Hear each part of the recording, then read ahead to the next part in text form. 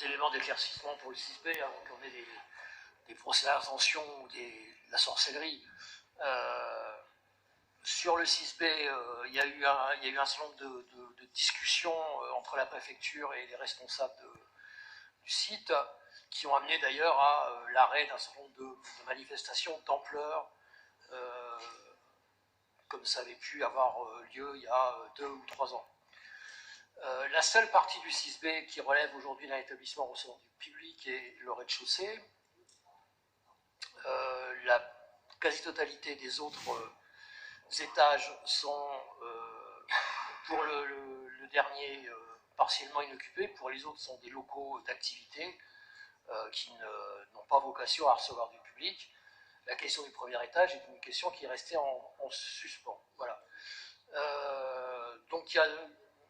Enfin, je suis un peu étonné quand même si je n'ai pas la naïveté de croire que le 6B bénéficie d'un équipement qui bénéficierait comme ça d'une approbation très massive, mais je pense qu'il n'est pas plus dangereux que bien des bâtiments. Les discussions qui sont engagées entre Pleine Commune, le propriétaire, qui est un promoteur, l'association et la SIC, qui regroupe un certain nombre de personnes là-dedans,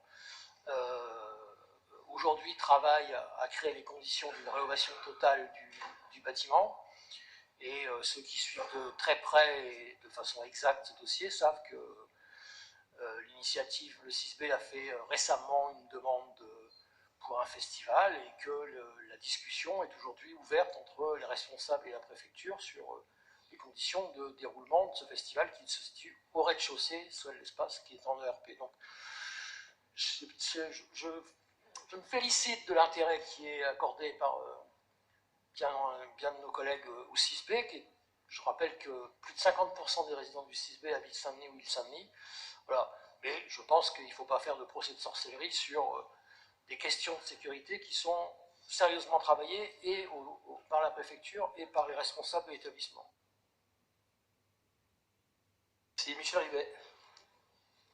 J'abonde dans le sens de l'intervention de Patrick. Le sujet est tellement sérieux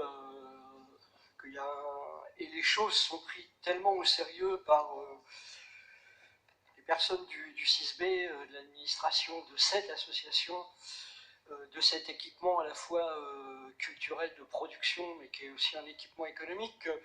Dans le tour de table pour la pérennisation du 6B et des travaux qui sont prévus, on a des gens aussi sérieux que l'ANRU et la Caisse des dépôts. Donc c'est un sujet qui est pas nouveau, c'est un engagement de la ville de Pleine Commune vis-à-vis de cette structure, et elle est regardée aussi avec attention par plein de collectivités, dans la mesure où on arrive quand même à développer un modèle original, un modèle de type coopératif, comme il en était question dans un précédent rapport sur pleine énergie citoyenne. Voilà, donc on est sur des modèles qui se développent, qui ont vocation à continuer à se développer, et puis là, c'est un peu pareil que sur d'autres sujets. Il s'agit de ne pas se payer de mots, c'est-à-dire que quand on considère et qu'on s'affirme comme un territoire de la culture et de la création, il faut bien qu'on prenne nos responsabilités par rapport à ça et qu'on accompagne ce type de structure. Ah bah pardon.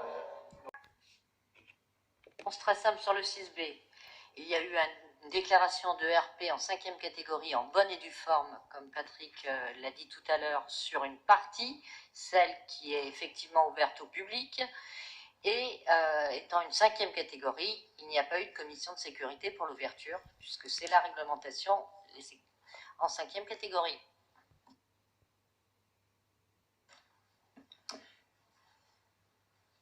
Merci. Donc, non, je dis sur